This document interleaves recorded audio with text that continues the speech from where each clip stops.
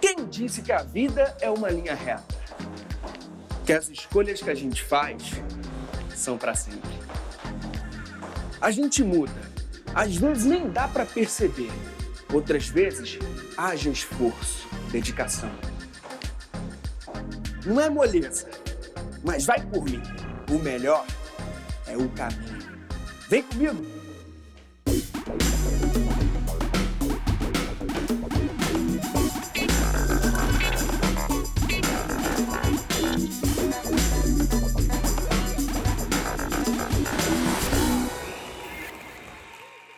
É isso aí, galera! Hora do Enem no ar! E hoje é o primeiro programa de 2018 sobre língua portuguesa. E a gente começa como? Como? No pique! Opa, comigo não tá? Tô de altos, no altos. Mas tá com a gente, então já imaginou escrevendo o livro dentro do trem, em pé, no bloco de notas do celular? Parece desafio de reality, né? Mas esse foi o começo do escritor Gessé Andarilho. A gente conversa com ele, mas é daqui a pouquinho, porque agora, bora treinar pro Enem? Então vem pra cá, professor Diego Teixeira. E aí, professor? Olá, meu caro. Seja bem-vindo. Prazer enorme. Começando pelo começo, passo zero. De agora, abril até novembro, como organizar os estudos de língua portuguesa? Rapaz, o aluno precisa entender que a prova do Enem é uma prova de um perfil bastante específico. Além dos conhecimentos linguísticos, que são necessários de fato, ele precisa compreender que ele precisa fazer provas anteriores. Ele precisa refazer provas, simulando uma situação real mesmo. 4, 5 horas em casa, quarto fechado, celular desligado, ninguém perturbando, para ele simular exatamente o estresse, o transtorno que é típico de uma prova do Enem. Além disso, seria interessante se ele conhecesse os conteúdos que são mais recorrentes. Eu destaco língua portuguesa, variação linguística, funções da linguagem e gêneros textuais. A grande parte do esforço do estudo está aí, concentrado em gêneros textuais. Por quê? Então, os gêneros textuais são os textos que permeiam a nossa vida cotidiana. Eles têm um perfil mesmo sociocomunicativo, uma estrutura própria, um objetivo enunciativo, e é exatamente nessa finalidade que o Enem vai focar. E eu aposto que a questão que você trouxe tem a ver com isso, não tem? Tem a ver. E aí, bora pra questão então? Vamos lá, vamos lá.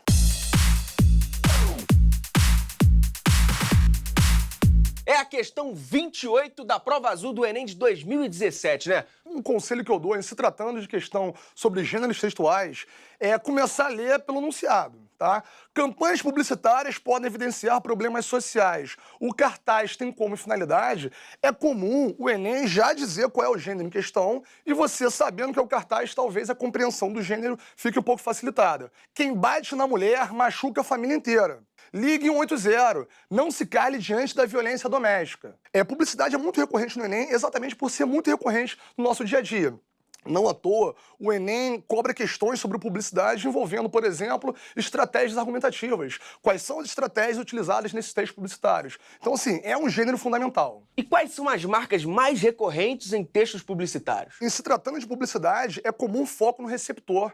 Então ele precisa estar atento às marcas linguísticas que são próprias da função conativa ou apelativa. Eu destaco aqui a presença de vocativos, especialmente a presença de verbos no imperativo, né? É muito comum a ordem em se tratando de publicidade. Conativa, como é que é? Explica isso pra gente, senhor. Cada função da linguagem tem uma ênfase num diferente elemento da comunicação. Então, por exemplo, se eu tenho um foco no receptor da mensagem, naquele que está recebendo a mensagem, eu tenho um predomínio da chamada função conativa. Se o foco é, por exemplo, o emissor da mensagem, aquele que produz autobiografia, eu tenho uma função emotiva. Se eu tenho foco na própria mensagem, eu tenho uma função poética.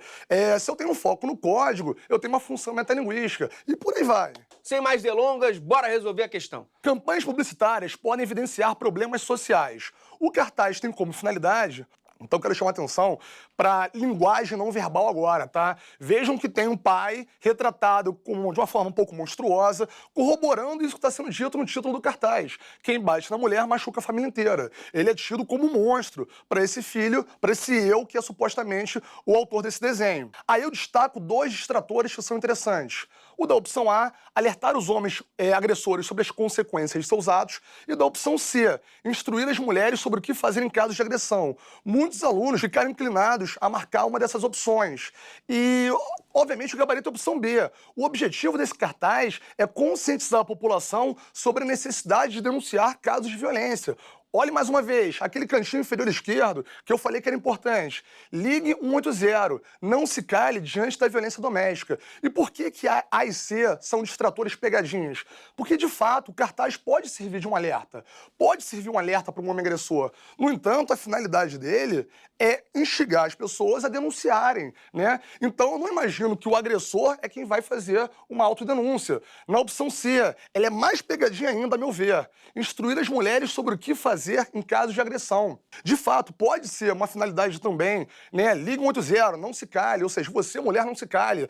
Mas eu vejo esse cartaz como um gênero direcionado a toda a população. Eu, por exemplo, eu posso denunciar um caso de violência entre vizinhos, né? Professor, qual a importância de se aprender a ler e interpretar a publicidade? É importante a gente observar as estratégias desses autores, que são chamados de manipuladores, né, para te instigar a comprar determinado produto. De repente, estão empurrando produtos aí que a gente não precisa. Então, a gente precisa saber o que é isso. Isso aqui é uma provocação? É tentação? Que estratégia foi utilizada para me induzir a comprar isso aí? Até nesse aspecto é importante a gente conhecer a estrutura desse gênero. Os textos publicitários são textos de apoio para a produção textual. Já foi, inclusive, o próprio tema da redação do Enem de 2014, a publicidade infantil em questão no Brasil. Show de bola. E aí, bora ver outra questão? Vamos lá. Opa, é a questão 34 do Caderno Azul do Enem de 2017. Leia para uma criança. A cada livro, o Brasil inteiro vira página. Observe a imagem. Essa imagem é importante para a resolução da questão. Uma criança, jovem, enfim, segurando o livrinho. Isso é imperativo, né, professor? Leia para uma criança, não é? Leia para uma criança, aquela marca linguística que eu citei agora há pouco. Perfeito. Já tem que ficar ligado. Gostar de ler é o início de uma história cheia de descobertas e aprendizados na vida da criança.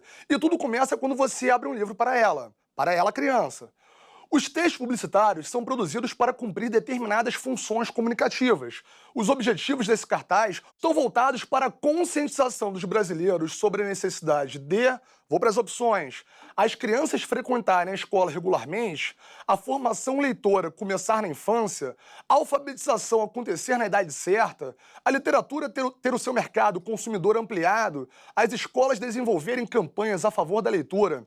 Vejam, todas as opções são opções interessantes em se tratando de educação, no entanto, só uma responde ao comando da questão. Muitos distratores, né? Exatamente. Ó, os objetivos desse cartaz, objetivos. Embora a criança frequentar a escola seja algo, poxa, importantíssimo, relevante, nesse cartaz o foco é a questão da leitura, tá? Então vamos observar a opção B de novo. A formação leitora começar na infância. Vamos observar o texto não verbal. Molequinho, deve ter seus 10 anos, talvez menos. Leia para uma criança. Vamos pegar a última frase do cartaz. E tudo começa quando você abre um livro para ela. Ou seja, o foco é na introdução da leitura na infância. Por isso, gabarito opção B. Professor, além do imperativo ali, temos duas afirmativas com caráter de verdade. Isso é uma outra marca, né, do gênero textual. Isso, boa. Gostar de ler é o início de uma história cheia de descobertas e aprendizados na vida da criança. E tudo começa quando você abre um livro para ela, né? Então, vejam, são afirmativas que corroboram essa ideia de que a leitura começa na infância, né? Mais uma vez, a formação leitora começar na infância, essa é a finalidade do enunciado. Conscientizar as pessoas de que, mais uma vez, esse gênero, esse cartaz, não é direcionado às crianças. É direcionado aos adultos, né? É para que os adultos leiam para as crianças. Daí essas afirmativas para reforçar essa ideia de que a leitura é fundamental nessa fase.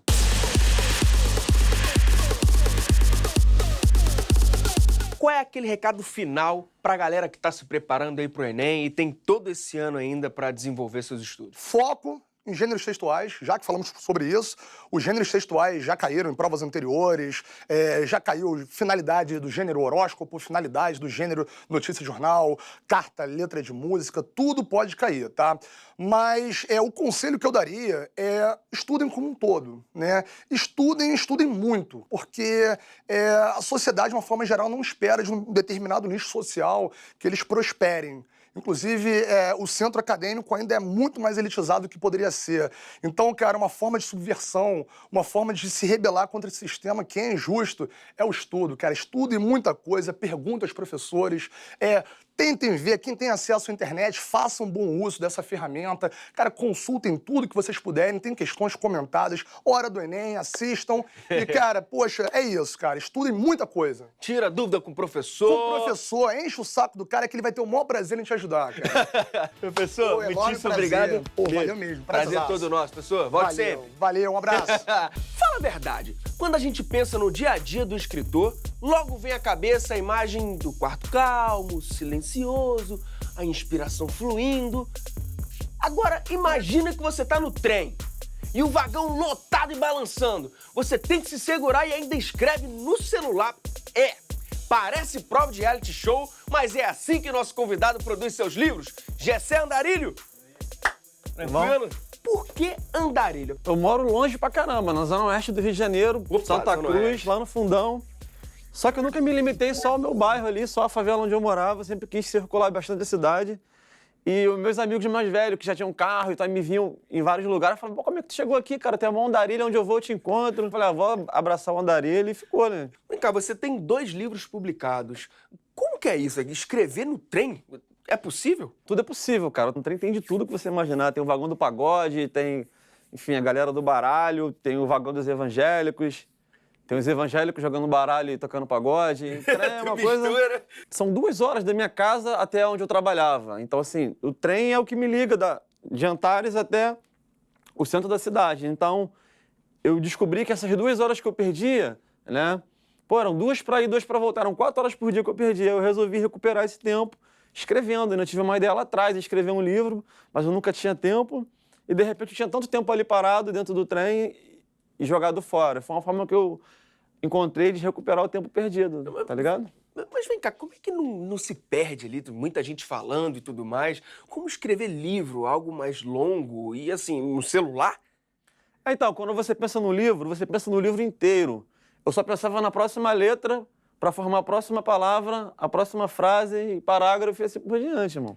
Sem pressa, tá ligado? E você fazia no celular? Faço até hoje. Até hoje? Eu tô Tem com- ele aí? Tenho ele aqui, mas ele tá descarregado. Mostra pra gente o que você usa.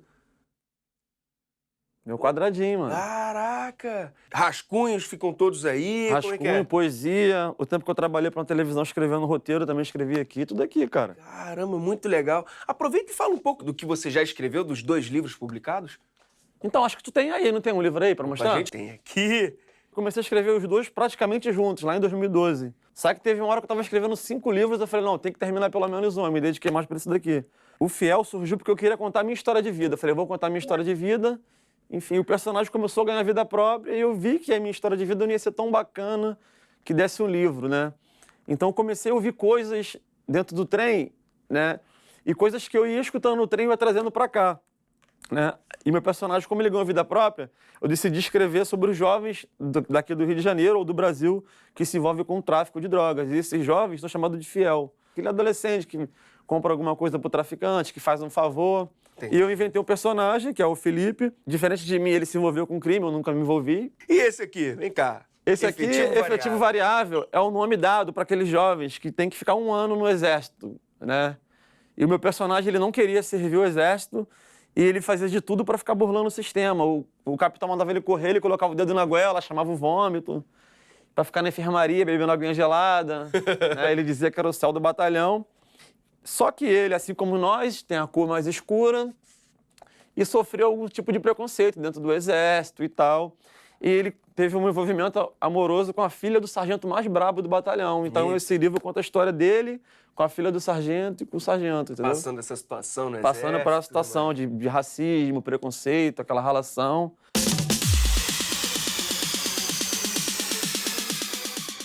De onde surgiu esse seu interesse pela escrita? Eu fui um péssimo aluno no passado. Tipo, não gostava de escrever, não gostava de ler. A 7ª série eu repeti 5 vezes, né? E foi graças a essa minha falta de interesse pela escola que a minha idade foi chegando e eu sempre arrumava os piores empregos, sabe qual é? E como eu não queria trabalhar longe de casa, a maioria dos trabalhos que eu fazia era ajudante de pedreiro, assistente de mecânico, assistente de pintor. Eu achava que assistente era o cara que só assistia. Mas daí eu descobri que o assistente rala mais do que É o que geralmente faz tudo. Eu abri um lava-jato lá na favela, né? Mas não é da operação, não, é de carro. A gente lavava carro, né? E um dia, cara, passou uma amiga minha que tava fazendo faculdade, ela tava na UERJ. Só que eu achava que faculdade era pra branco, pra rico, tá ligado? Eu achava que a galera da favela não tinha que estar na faculdade. Porque era uma coisa meio que impossível estar em faculdade, quem morava lá. E Michele tava na UERJ, e um dia ela passando no Lava Jato com um livro na mão, ela falou, Jessé, esse livro aqui é tua cara, tem que ler e tal. Insistiu pra eu ler o livro. O nome do livro era No Coração do Comando, do Júlio Ludemir. Pô, peguei o livro, cara. Levei pra casa. E ia ter uma festa lá em casa nesse dia. Eu sentei na cama, abri o livro, comecei a ler e, pô... Esqueci da festa. Eu li o livro de uma vez só, cara. Tipo... Aí eu falei, caraca, parecia um filme. Aí quando eu fui entregar pra Michele, a Michele falou, tem outros livros também que parecem filme. E começou a me indicar livros. Eu comecei a gostar de livros. E voltei a estudar, e estudava à noite, trabalhava de dia. E quanto mais eu estudava, mais eu lia, mais empregos melhores iam aparecendo pra mim, entendeu? Então, assim, minha vida deu um giro, assim, depois que eu comecei a gostar de ler. Só que teve um dia lá no Lava Jato, eu contei isso em poucos lugares, cara. Acho que eu não contei isso na TV e não contei em matéria nenhuma. Olha isso. Passou um cara, né, no Lava Jato, né, que eu trabalhava, enfim. Encostou o carro, esse cara ele estudou comigo na primeira 7ª série. Jogou a chave do carro pra mim, eu segurei, ele falou pra mim assim, aí, geral. Geral era lavar e aspirar. E eu tive que lavar o carro do moleque que estudou comigo, que era ferrado igual eu, mas o cara tinha arrumado um emprego bacana, porque estava fazendo faculdade, enfim, na época não existia nem ainda. O cara estava fazendo faculdade, estava estagiando numa empresa maneira, tinha um carro maneiro, e eu estava lavando o carro do cara que eu zoava na escola, sabe qual é? E aí você eu falei, foi pô, onde mano, você se motivou. Eu falei, não, cara, vou tentar recuperar, né? E voltei a estudar, cara, firme, porque não adiantava eu agora pegar e falar assim, pô, tô no trem 2 horas, tive uma ideia, vou escrever um livro. E o embasamento, sabe qual é? Você precisa da base. Eu preciso, cara, a gente precisa da escola. Por mais que a gente ache que não vai precisar, a gente precisa, cara. Eu tô estudando, tô fazendo pré-vestibular, que eu quero fazer a faculdade, quero passar no Enem. É isso aí. Bonito, tô na correria, irmão. E vai passar. Então aproveita e dá uma dica aí pra galera que... Não vou nem falar galera que quer ir pra faculdade ou pra galera que quer fazer o Enem. Eu quero pra galera que não quer fazer o Enem. Eu costumo dizer o seguinte, cara, pra essa galera. Se você é um assistente de pedreiro, se você é um lavador de carro, se você é uma menina que trabalha como empregada doméstica e tá feliz, bacana, não vai fazer nem, não vai estudar. Agora não pode acontecer que nem eu que tava lá lavando o carro e fiquei com inveja do cara porque o cara estudou. Não pode você estar cortando o cabelo do cliente que estudou e se deu bem na vida e tá bolado com o cara e falar, pô, esse playboy vem aqui, para o carro dele, entendeu? Então assim, a dica que eu quero passar pra quem não quer estudar, mano, é isso aí, segura a chave e dá uma geral, mano.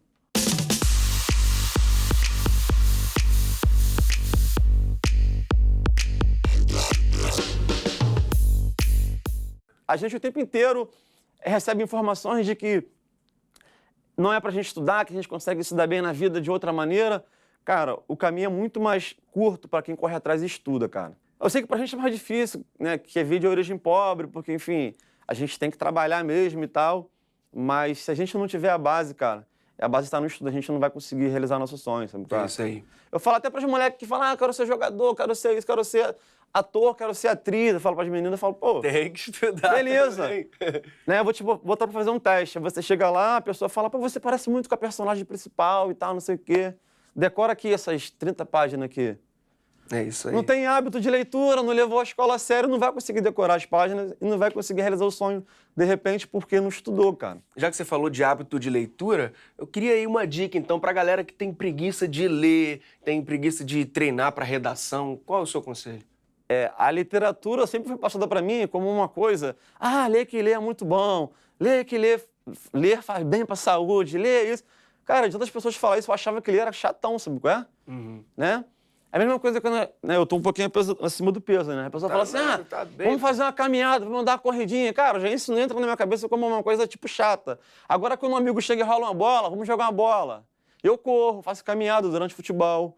Então, eu vejo o livro dessa mesma maneira. Se eu ficar nessa de, livro é bom, livro faz bem, a pessoa fica meio assim. Mas quando a pessoa pega um livro, escrito, sei lá, o do Caco Bacelar, Abusado, cara, o livro 600 páginas eu li em 2 dias, sabe qual é? O Fiel, o Efetivo Variável. Tem vários livros bons aí. Agora o Giovanni Martins lançou O Sol na Cabeça, bom pra caraca, livro de conto, com histórias que a gente vê no dia a dia. Então, eu acho que o papel da pessoa que faz a mediação de leitura, o mediador de leitura, é muito importante. Porque a pessoa vê a realidade da pessoa e indica livro que tem a ver com aquele ambiente ali que a pessoa vive. Se aproxime dele. Se aproxime, porque eu vejo o livro como uma conversa, sabe qual é?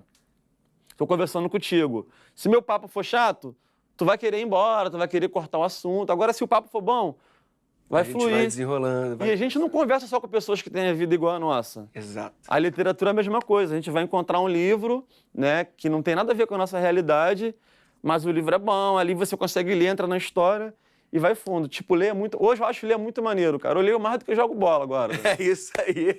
Vem cá, qual é a próxima letra aí? Qual é o próximo livro de Gessé Andarilho? Então, cara, eu tô escrevendo um livro chamado Esquema, sabe qual é? Esquema. Ele mostra a história de um cara que trabalhou em um monte de empregos e ele vira político, sabe qual é? Em cada emprego que ele vai trabalhando no dia a dia, vai mostrando os esquemas que acontecem nos empregos, no dia a dia, sabe qual é? Aquelas nossas pequenas corrupções do dia a dia. Sei. E Né? aí tem alguma coisa que eu já percebi que você não tá querendo contar. Quando estiver tá pronto, eu volto aqui e a gente Volta troca aqui? essa ideia. Não, então show E de quando eu bola. passar no Enem também, É isso eu vou voltar aí. aqui e vou falar, ó, passei, tô na faculdade, né? Continua assistindo aí a gente. Vou continuar, irmão. Não, Porque a que hora isso. do Enem é toda hora, né? A pessoa pensa que Enem é só quando tá chegando o período fim do do Enem. ano, né? não. Enem é toda hora, cara. Começar cedo. Né? Falar em Enem, assim, você pretende fazer Enem pra quê? Quero fazer jornalismo, cara. Jornalismo? É. Eu acho que jornalismo tem muito a ver comigo, né? Eu gosto de me comunicar, enfim, de conhecer histórias, enfim. Eu acho que jornalismo é uma parada que vai me ajudar muito na minha carreira e como a realização pessoal, sabe? Eu acho, pô, ele é jornalista. Pô, imagina, a gente tá aqui cara, torcendo. jornalista, mano. E que vem cá, pra galera que, assim, da nossa idade, que ainda não sabe o que escolher de faculdade, ainda não tem certeza do que seguir e tudo mais, tem algum conselho? Cara, eu não sei se eu sou um bom exemplo pra falar, para dar conselho sobre faculdade, porque eu não fiz ainda, mas eu acho que a gente tem que fazer uma coisa que tem a ver com a gente, cara.